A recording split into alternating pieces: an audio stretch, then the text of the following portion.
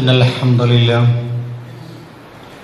نحمده ونستعينه ونؤمن به ونتوكل عليه ونعوذ بالله من شرور أنفسنا ومن سيئات أعمالنا من يهده الله فلا مضل له ومن يضلل فلا هادي له وأشهد أن لا إله إلا الله وحده لا شريك له وأشهد أن محمدًا عبده ورسوله أرسله بالهدى ودين الحق ليظهره على الدين كله ولو كره المشركون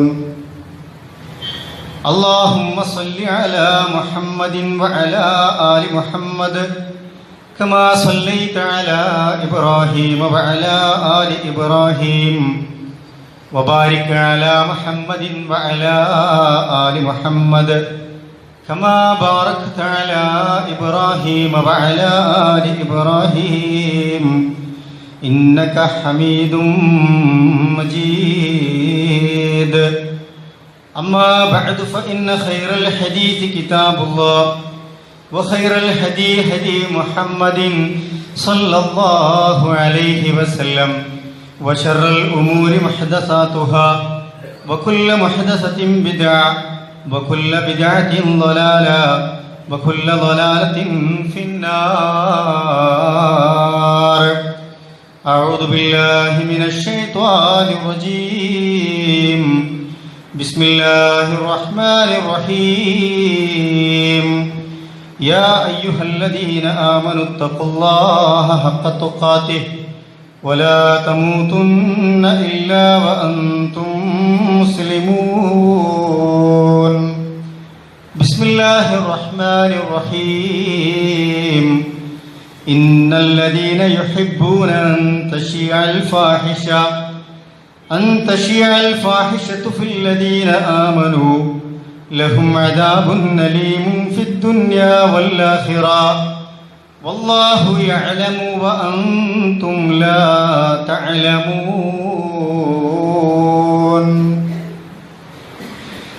ഏറെ പ്രിയം നിറഞ്ഞ മുഅ്മിനീങ്ങളെ മുഅ്മിനാത്തുകളെ, അല്ലാഹു സുബ്ഹാനഹു വ തആലയുടെ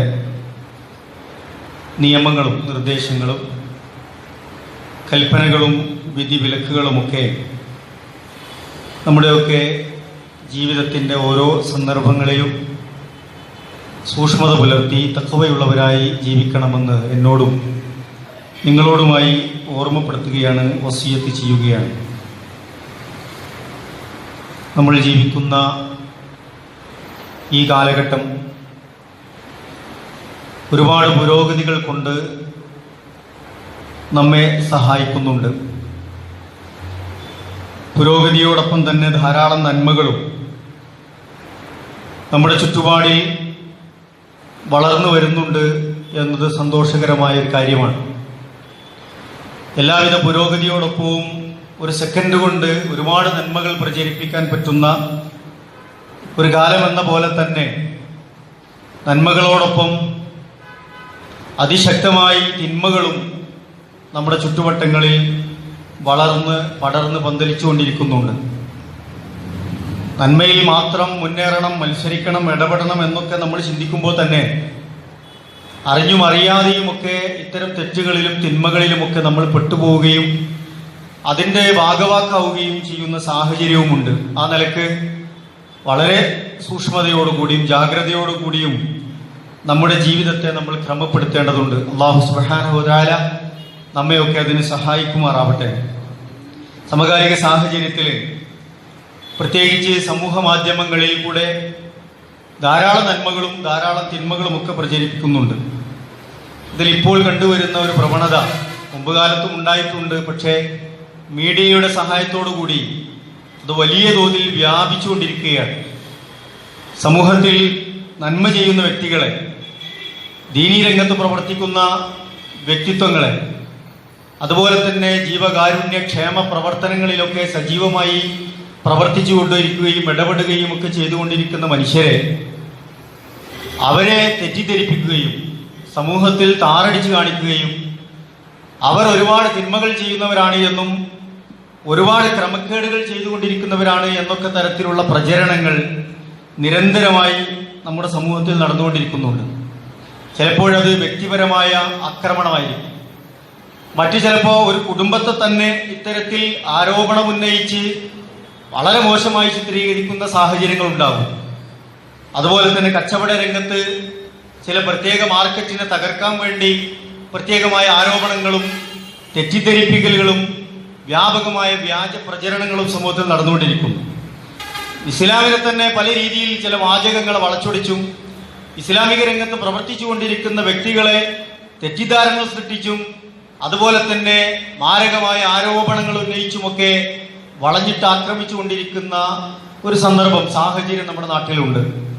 പലപ്പോഴും നമ്മുടെ ശത്രുപക്ഷത്ത് നിന്ന് മുസ്ലിങ്ങൾ എന്ന നിലയ്ക്ക് മറ്റുള്ള മുസ്ലിമേതര ശത്രുക്കളെ, ഇസ്ലാമിനെ ശത്രുതയായി സ്വീകരിച്ച ആളുകളിൽ നിന്ന് വരുന്നതിനേക്കാൾ അപ്പുറം ചിലപ്പോൾ ചില സന്ദർഭത്തിൽ നമ്മുടെ ഉള്ളുകളിൽ നിന്ന് തന്നെ മുസ്ലിം ഉമ്മത്തിന്റെ പേരിൽ നിന്നുകൊണ്ട് തന്നെ ഇത്തരത്തിലുള്ള പ്രചരണങ്ങൾ നടന്നുകൊണ്ടിരിക്കുന്നു. പലപ്പോഴും അറിഞ്ഞോ അറിയാതെയോ ഒക്കെ മുഅ്മിനീങ്ങൾ, മുഅ്മിനാത്തുകൾ, വിശ്വാസികൾ, വിശ്വാസിനികൾ ഇത്തരം അപകടങ്ങളിൽ പെട്ടുപോകുന്നുണ്ട്. പലതരത്തിലുള്ള ദുഷ്പ്രചരണങ്ങളും പ്രവർത്തനങ്ങളെയും ഏറ്റുപിടിക്കുന്ന അതിന്റെ ഒരു പ്രചാരകരായി മുസ്ലിം സമൂഹത്തിലെ ചെറുപ്പക്കാരും കൗമാരക്കാരും അതുപോലെ തന്നെ പ്രായവ്യത്യാസമോ വർഗ വ്യത്യാസമോ ഒന്നുമില്ലാതെ തന്നെ എല്ലാവരും ഇതിനെ പിന്തുണക്കുന്ന ഒരു സമീപനം വളർന്നു വരികയാണ്.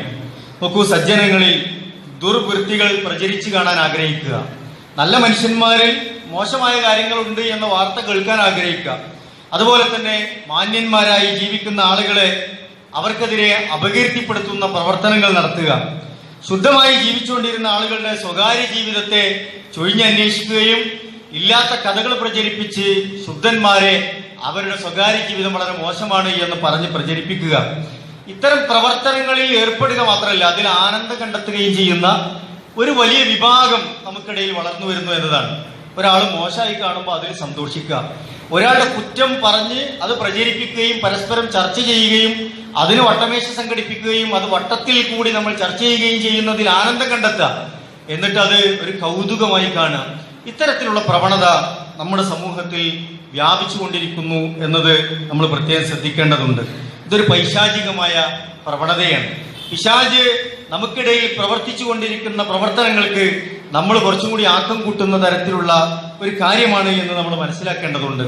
ഇത്തരം തിന്മകളിൽ നിന്ന് മാറി നിൽക്കേണ്ട സാഹചര്യത്തെക്കുറിച്ച് ഖുർആൻ നമുക്ക് കൃത്യമായി പഠിപ്പിക്കുന്നുണ്ട്. ചില മനുഷ്യരുണ്ട്, നോക്കൂ, ചില മനുഷ്യര് ഈച്ചകളെ പോലെയാണ്. ഈച്ച എന്താ ചെയ്യുന്നത്? ഈച്ച എത്ര നല്ല സാധനം എടുത്തു പോയാലും ശരി, അതിടക്ക് മലിനമായ സ്ഥലങ്ങളിൽ പോയിരിക്കുന്നു. മാലിന്യങ്ങൾ അത് അതിന്റെ ചിറകുകളിലും അതിന്റെ ശരീരത്തിലും അതിന്റെ കാലുകളിലൊക്കെ പറ്റിപ്പിടിപ്പിക്കുന്നു. എന്നിട്ട് നല്ലതിനെ പോലും ചീത്തയാക്കുന്ന ഇടങ്ങളിലേക്ക് അത് പാറി പറന്നുകൊണ്ടിരിക്കുകയാണ്. ഒരു സ്ഥലത്ത് പോകും, മോശമായത് കിട്ടും, അതെടുത്തൊരു നന്മയിൽ കൊണ്ടെന്ന് വെക്കും, അവിടുന്ന് എടുത്ത് അത് വേറൊരു തിന്മയിലേക്ക് പറക്കും. അങ്ങനെ രോഗാതുരമായ ഒരു സാഹചര്യത്തെ ഒരു ഈച്ച എങ്ങനെയാണോ രോഗം പരത്തുന്നത് അതുപോലെ ഇത്തരം മാലിന്യങ്ങളെ പേറി നടക്കുന്ന മനുഷ്യന്മാരുണ്ട്. ഈച്ചയെ പോലെയാണ് അവരുടെ ജീവിതം. ഇത്തരം മലിന വസ്തുക്കളെ പേറി ആരോപണ പ്രത്യാരോപണങ്ങളിൽ ആനന്ദം കണ്ടെത്തി മറ്റുള്ളവന്റെ അയബുകൾ പരിശോധിച്ച് ന്യൂനതകൾ കാണുമ്പോൾ അതിൽ സന്തോഷിക്കുകയും തന്റെ ന്യൂനതകളും പോരായ്മകളും പരിഹരിക്കുന്നതിനേക്കാൾ മറ്റുള്ളവന്റെ ഇത്തരം വാർത്തകൾ കേന്ദ്രീകരിച്ച് ജീവിതം മുന്നോട്ട് പോവുകയും ചെയ്യുക എന്നത് എത്ര വൃത്തികെട്ട ഏർപ്പാടാണത്, എത്ര വഷളാണത്. ഇത്തരം മോശമായ ആരോപണങ്ങളെ കുറിച്ച്, അത്തരം പ്രവർത്തനങ്ങൾ പ്രവർത്തിപ്പിക്കുന്നതിനെ കുറിച്ച്, പ്രവർത്തകരെ കുറിച്ച് ഖുർആൻ വലിയ താക്കീത് നൽകുന്നുണ്ട്. ലൈംഗിക ആരോപണങ്ങളാണ് ഇത്തരം ആരോപണങ്ങളുടെ കൂട്ടത്തിൽ ഏറ്റവും ഉന്നതിയിൽ നിൽക്കുന്നത്. ഒരുത്തരം മോശാക്കാരൻ ഒരു പെണ്ണിനെ ഉപയോഗിച്ച് അല്ലെങ്കിൽ ഒരു പെണ്ണിന്റെ പേരിൽ നിറം പിടിപ്പിച്ച കഥകൾ പ്രചരിപ്പിച്ച് രാഷ്ട്രീയ രംഗത്താവട്ടെ, മതരംഗത്താവട്ടെ, സാമൂഹ്യ രംഗത്താവട്ടെ ഇത്തരത്തിലുള്ള പ്രചരണങ്ങൾക്ക് ആക്കം കൂട്ടുകയാണ്. അത് കഴിഞ്ഞാൽ പിന്നെ സാമ്പത്തികമായ ആരോപണങ്ങളാണ്. ഈ അടുത്ത് സോഷ്യൽ മീഡിയയിലൊക്കെ ഒരുപാട് പാവപ്പെട്ടവർക്ക് വേണ്ടി അത്താണിയായിക്കൊണ്ടിരിക്കുന്ന 7 ലക്ഷത്തോളം ആളുകൾ അദ്ദേഹത്തിന്റെ മെസ്സേജിനെ അതുപോലെ തന്നെ ശ്രദ്ധിക്കുകയും അതിനാവശ്യമായ സഹായമൊക്കെ ചെയ്തുകൊണ്ടിരിക്കുന്ന ഒരു മനുഷ്യനെ വളഞ്ഞിട്ട് ആക്രമിച്ചു, സാമ്പത്തികമായ ആരോപണങ്ങൾ ഉന്നയിച്ചു, അദ്ദേഹത്തിന്റെ വ്യക്തി ജീവിതത്തെയും അദ്ദേഹത്തിന്റെ പ്രവർത്തനങ്ങളെയും ഒക്കെ മോശമായി ചിത്രീകരിച്ചു. ഇത് ഒറ്റപ്പെട്ട സംഭവമല്ല, വളരെ വ്യാപകമായ രൂപത്തിൽ ഇത്തരത്തിലുള്ള പ്രവർത്തനങ്ങൾക്ക് നേതൃത്വം കൊടുക്കുന്ന, വ്യത്യസ്തമായ അജണ്ടകൾ നിശ്ചയിച്ച് നടപ്പിലാക്കുന്ന സംഘങ്ങൾ വരെ സമൂഹത്തിലുണ്ട്. ജീവകാരുണ്യ പ്രവർത്തനങ്ങൾക്ക് നേരെ, ഇത്തരത്തിലുള്ള പ്രവർത്തനങ്ങളിലൂടെ വളർന്നു വരുന്നവർക്ക് നേരെയൊക്കെ ഇത്തരത്തിലുള്ള ആസൂത്രിതമായ അക്രമങ്ങൾ നടക്കുന്നു. പലപ്പോഴും മുസ്ലിങ്ങളിൽപ്പെട്ട നമ്മളെപ്പോലെയുള്ള ആളുകൾ വരെ ഇതിൽ പെട്ടുപോകുന്നു എന്നത് നമ്മൾ ശ്രദ്ധിക്കേണ്ടതുണ്ട്. റസൂലുള്ളാഹി സ്വല്ലല്ലാഹി അലൈഹി വസല്ലം ഒരിക്കൽ മിമ്പറിൽ കയറി ഇപ്രകാരം പറയുന്നതായി അബ്ദുല്ലാഹി ഇബ്നു ഉമർ റളിയല്ലാഹു തആല അൻഹു പറയുന്നുണ്ട്. റസൂലുള്ളാഹി മിമ്പറിൽ കയറി ഉച്ചത്തിൽ വിളിച്ചു പറഞ്ഞു, യാ മഅ്ശറ മൻ അസ്ലമ ബിലിസാനിഹി, യാ മഅ്ശറ മൻ അസ്ലമ ബിലിസാനിഹി, നാവ് കൊണ്ട് മാത്രം ഞാൻ വിശ്വസിച്ചിരിക്കുന്നു എന്ന് പറഞ്ഞ ചില ആൾക്കാരുണ്ട്. വലം യുഫ്ലിൽ ഈമാനു ഇലാ ഖൽബിഹി, അവരുടെ മനസ്സിലേക്ക് ഒരു തരിമ്പു ഈമാൻ ഉണ്ടായില്ല, അവരുടെ മനസ്സിൽ ഈമാനില്ല, പക്ഷെ അവർ വിശ്വസിച്ചിരിക്കുന്നു എന്ന് കേവലം പ്രഖ്യാപിച്ച് മുസ്ലിമായി എന്ന് പറഞ്ഞ് നടക്കുന്ന ആളുകളുണ്ട്. അവരെ പറ്റി റസൂൽ പറഞ്ഞു, അവരെ വിളിച്ചുകൊണ്ട് പറയണം, യാ മാഷർ, നിങ്ങൾ ശ്രദ്ധിക്കണമെന്ന നിലക്ക് പറയണം, ലാ തുഅ്ദുൽ മുസ്ലിമീൻ, സഹോദരങ്ങളെ നിങ്ങൾ ഒരിക്കലും മുസ്ലിങ്ങളെ ആക്രമിക്കരുത്, ഉപദ്രവിക്കരുത്. വലാ തുഅയ്യിറൂഹും, അവരെ നിങ്ങൾ അപമാനിക്കുകയും ചെയ്യരുത്. വലാ തത്തബിഉ ഔറാത്തിഹിം, അവരുടെ ഔറത്തുകൾ നിങ്ങൾ മാന്തി പൊളിച്ചു വെക്കരുത്. അവരുടെ ന്യൂനതകൾ നിങ്ങൾ അന്വേഷിക്കരുത്. അവരുടെ മോശമായ കാര്യങ്ങൾ കിട്ടുമെന്ന് അറിയാൻ വേണ്ടിയിട്ട് അവരുടെ സ്വകാര്യതകൾ നിങ്ങൾ ചുഴിഞ്ഞന്വേഷിക്കരുത് എന്ന് ചില ആൾക്കാരോട് പറഞ്ഞു. ഇങ്ങനെ അന്വേഷിക്കുന്ന ആൾക്കാരെ പറ്റി റസൂൽ പറഞ്ഞത് അവരുടെ ഈമാൻ മനസ്സിൽ ഉറച്ചിട്ടില്ല എന്നാണ്. അവർ നാവുകൊണ്ട് ഇങ്ങനെ ഞാൻ ഭയങ്കര മുസ്ലിമാണ് എന്നൊക്കെ പറഞ്ഞ് നടക്കുന്നുണ്ടാവും, പക്ഷെ അവരുടെ മനസ്സ് ഈമാൻ പൂർത്തിയായിട്ടില്ല എന്ന് റസൂൽ പറയുകയാണ്. നോക്കൂ, എന്നിട്ട് പറഞ്ഞു, ഫഇന്നഹു മയ്യത്തബിഅ ഔറത അഖീഹിൽ മുസ്ലിം, ആരെങ്കിലും ഒരു മുസ്ലിമായ മനുഷ്യന്റെ ഔറത്തിനെ പിന്തുടരുന്നുണ്ട് എങ്കിൽ, ഉള്ളുകള്ളിയെ അന്വേഷിച്ചുകൊണ്ടിരിക്കുന്നുണ്ട് എങ്കിൽ, ആരെങ്കിലും അയാളുടെ ന്യൂനതകളെ പോരായ്മകളെ അന്വേഷിച്ചുകൊണ്ടിരിക്കുന്നുണ്ട് എങ്കിൽ അത് ആരാഞ്ഞ് നടക്കാം. അവനെ സംബന്ധിച്ചിടത്തോളം റസൂൽ പഠിപ്പിച്ചു, തതബ്ബഅല്ലാഹു ഔറതഹു, അവന്റെ ഔറത്തുകളെ, ആ അന്വേഷിച്ചുകൊണ്ടിരിക്കുന്ന ഔറത്തിനെ, അവന്റെ ന്യൂനതകളെ അള്ളാഹു പിന്തുടരുന്നതാണ് എന്ന്. എന്നിട്ട് പറഞ്ഞു,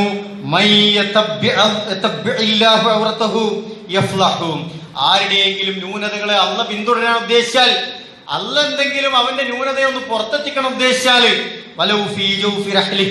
അവൻ എത്ര വീടിന്റെ അകത്തളങ്ങളിൽ അടച്ചു പൂട്ടിയിരുന്നാലും ശരി, വീടിന്റെ ഉള്ളിൽ ഞാൻ സുരക്ഷിതനാണ്, പുറത്തിറങ്ങാത്തൊരു മനുഷ്യനാണ് എങ്കിലും ശരി, അവന്റെ ന്യൂനതകളെ പുറത്തെത്തിക്കും അല്ലാഹു സുബ്ഹാനഹു വ തആല.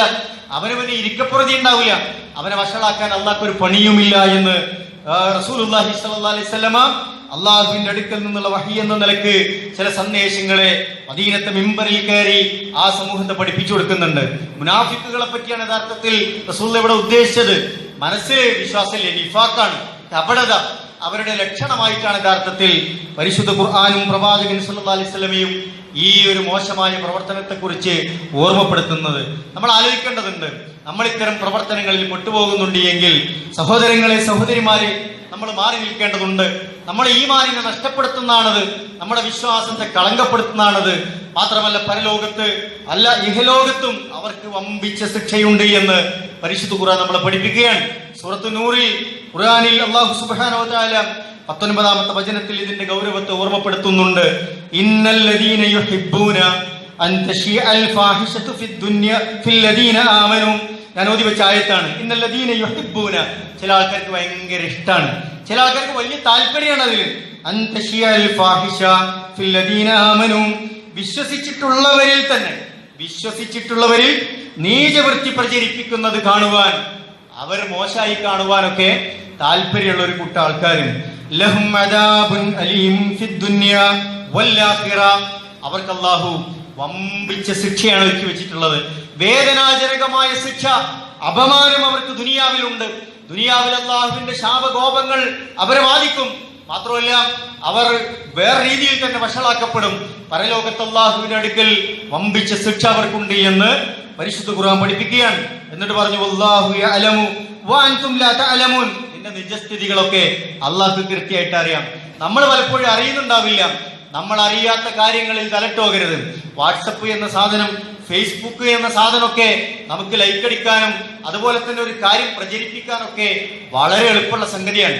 ഒരു മെസ്സേജ് കിട്ടിയാൽ അത് ഫോർവേഡ് ചെയ്യുന്നതിന് മുമ്പ് 100 വട്ടം ആലോചിക്കണം. ഇതുകൊണ്ട് ഒരാൾക്ക് പ്രയാസം ഉണ്ടാവുമോ, ഒരാൾക്ക് വിഷമം ഉണ്ടാവുമോ, ഒരു തെറ്റായ വാർത്തയാണോ ഈ പ്രചരിപ്പിക്കുന്നത്?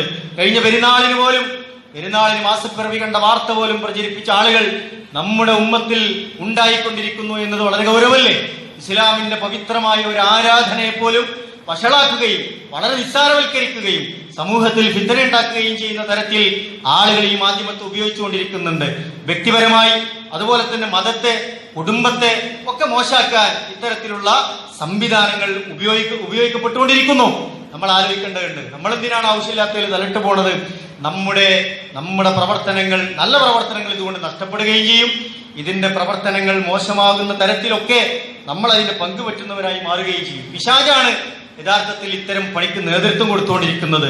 ഖുർആൻ കൃത്യമായിട്ട് നമ്മോട് പറഞ്ഞല്ലോ, യാ അയ്യുഹല്ലദീന ആമനു, മുഅ്മിനുകളെ, യാ അയ്യുഹല്ലദീന ആമനു, വിശ്വാസികളെ, ലാ തത്തബിഉ ഖുതുവാതിശ് ശൈത്വാൻ, പിശാചിന്റെ കാലടിപ്പാടുകളെ നിങ്ങൾ പിന്തുടരരുത്. പിശാച് ഇവിടെ ഫസാദ് ഉണ്ടാക്കാനും നിങ്ങളുടെ വിശ്വാസത്തെ പഴപ്പിക്കുവാനും സമൂഹത്തിൽ ഫസാദുകളും കുഴപ്പങ്ങളും ഉണ്ടാക്കാൻ എല്ലാ തരത്തിലുള്ള പ്രവർത്തനം ചെയ്യും. അത്തരം സന്ദർഭങ്ങളിൽ, അത്തരം കാര്യങ്ങളിൽ നിങ്ങൾ പെട്ടുപോകരുത്.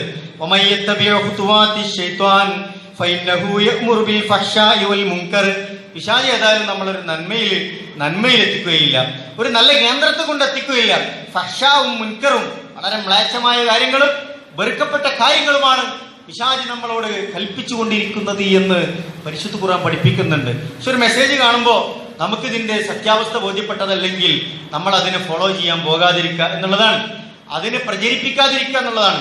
എന്തൊക്കെ തരത്തിലുള്ള വാർത്തകളാണ് ആളുകളുടെ വിശ്വാസം വരെ വഴിതെറ്റിക്കുന്ന തരത്തിലുള്ള മെസ്സേജുകളും വാർത്തകളും ക്ലിപ്പുകളും, ആയത്തുകളെ കോട്ടുമാട്ടിയും ഹദീസുകളെ വക്രീകരിച്ചും പ്രവാചകന്റെ പേരിൽ കഥകൾ മെനഞ്ഞും അതുപോലെ തന്നെ പല ത്വരീഖത്തുകളുടെ പേരിലുമൊക്കെ എന്തുമാത്രം മോശമായ മെസ്സേജുകളാണ് ആളുകളുടെ വിശ്വാസ തലങ്ങളെ വരെ വഴിപിഴപ്പിക്കുന്ന തരത്തിലേക്ക് പ്രചരിപ്പിച്ചുകൊണ്ടിരിക്കുന്നത്. അപ്പൊ ഈ കാലത്ത് നമ്മൾ വളരെയധികം ജാഗ്രത പാലിക്കണമെന്നതാണ്. പിശാചിനെ സംബന്ധിച്ച് ഖുർആൻ പറഞ്ഞു, കുതിബ അലൈഹി അന്നഹു മൻ തവല്ലാ ഫഅന്നഹു യുളില്ലുഹു വയഹ്ദീഹി ഇലാ അദാബിസ് സഈർ. പിശാചിന്റെ മേൽ അല്ലാഹ് മുദ്ര ചെയ്യപ്പെട്ടതാണ്, എഴുതി രേഖപ്പെടുത്തിയിട്ടുണ്ട്. അന്നഹു മൻ തവല്ലാഹു, ആരെങ്കിലും അവനെ മിത്രമായി സ്വീകരിച്ചാൽ ഫഅന്നഹു യുളില്ലുഹു, അവന്റെ കഥ കഴിഞ്ഞു, അവൻ വഴിപിഴപ്പിക്കപ്പെട്ടു. വയഹ്ദീഹി ഇലാ അദാബിസ് സഈർ, ആ പിശാച് അവനെ കൊണ്ട് ജ്വലിക്കുന്ന നരകത്തിലേക്കാണ് അവനെ കൊണ്ടുപോകുന്നത് എന്ന് പരിശുദ്ധ ഖുർആൻ പഠിപ്പിക്കുന്നുണ്ട്. ബനൂ മുസ്തലഖ് യുദ്ധവുമായി ബന്ധപ്പെട്ട് പ്രവാചക പത്നി ഉമ്മഹത്തുൽ മുഅ്മിനീൻ മഹദി ആയിഷ റളിയല്ലാഹു തആല അൻഹയെ കുറിച്ചുള്ള ദുരാരോപണ പ്രചരണ പ്രവർത്തനങ്ങളുമായി ബന്ധപ്പെട്ടാണ് ഈ വിഷയങ്ങളൊക്കെ പരിശുദ്ധ ഖുർആൻ ഓർമ്മപ്പെടുത്തിയത്. ബനൂ മുസ്തലഖ് യുദ്ധത്തിന് പോയി മടങ്ങുന്ന സന്ദർഭങ്ങളിൽ ആ വഴിയിൽ വെച്ച് ആയിഷ റളിയല്ലാഹു അൻഹയുടെ മാല നഷ്ടപ്പെടുകയും ആയിഷ റളിയല്ലാഹു അൻഹ അത് അന്വേഷിച്ചു പോവുകയും ആയിഷ റളിയല്ലാഹു അൻഹ ഈ ഒട്ടകക്കട്ടിൽ ഉണ്ട് എന്ന് വിചാരിച്ച് യാത്രാസംഘം യാത്ര പുറപ്പെടുകയും ചെയ്തു. ഈ യാത്രാ സംഘത്തിന് പുറകെ എന്തെങ്കിലും കാര്യങ്ങൾ നഷ്ടപ്പെട്ടിട്ടുണ്ടോ എന്ന് അന്വേഷിച്ചു വന്ന സഫ്വാൻ റളിയല്ലാഹു തആല അൻഹു വഴിയിൽ വെച്ച് ആയിഷ റളിയല്ലാഹു അൻഹയെ കാണാൻ, ഇന്നാ ലില്ലാഹി വ ഇന്നാ ഇലൈഹി റാജിഊൻ, ഒരു അപകടം സംഭവിച്ച പോലെ ഒരു പ്രത്യേക സാഹചര്യത്തിൽ ആയിഷ റളിയല്ലാഹു അൻഹയെ കണ്ടപ്പോ അവർ ആ ഒട്ടകത്തെ മുട്ടുകുത്തിച്ചു നിർത്തി ഒട്ടകപ്പുറത്ത് ആയിഷ റളിയല്ലാഹു അൻഹയെ കൂട്ടി മദീനയിലേക്ക് പോവാൻ. വൈകി സഫ്വാൻ റളിയല്ലാഹു അൻഹുവിന്റെ കൂടെ മഹദി ആയിഷ റളിയല്ലാഹു അൻഹ കടന്നു വരുന്നത് കണ്ടപ്പോ മുനാഫിക്കുകൾ ഇതൊരു വലിയ സന്ദർഭമായിട്ട് മുതലെടുക്കാനുണ്ടായത് നമുക്കറിയാം, നമ്മൾ കേട്ട ചരിത്രമാണ്.